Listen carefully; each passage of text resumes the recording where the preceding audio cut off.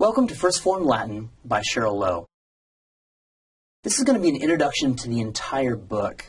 I just want to have a few remarks to kind of get you geared for the way this language is going to work. Now, in English, we have a system where the code for our grammar is given mostly by word order. That's the big rule in English grammar. Word order tells you a whole lot of things. There's little codes built in to, even adjectives. We mark adjectives and nouns by putting adjectives and nouns next to each other. Adjective in front. We mark subjects by putting usually the subject before the verb. These sorts of codes, and there's lots of them. There's more than that, but mostly in English, word order is the whole thing.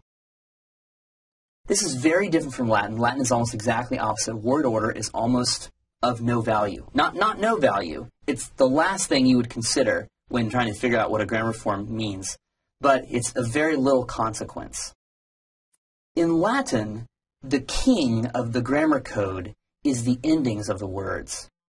In Latin is an inflected language. These endings, on the way the word is spelled, determine everything about that word, except the basic meaning, like this word means run, or this word means love, etc. Other than that basic meaning, everything else about that word, whether it's singular or plural, what mood, what voice, what tense it's in, all these things are determined by that ending. And so the focus of Latin study, and even the way your eye attacks a word, needs to switch when you're dealing with Latin. In English, you can probably usually look at the first few letters of a word before knowing exactly what that word is. But in Latin, you need to focus most of your attention on that ending, all the way up until the root, where you see that the word means love or dog or that sort of thing.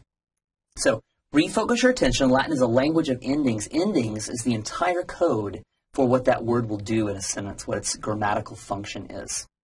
So I look forward to seeing you for the next 32 lessons. It'll be a lot of fun, and I'll see you for Introduction to Unit 1.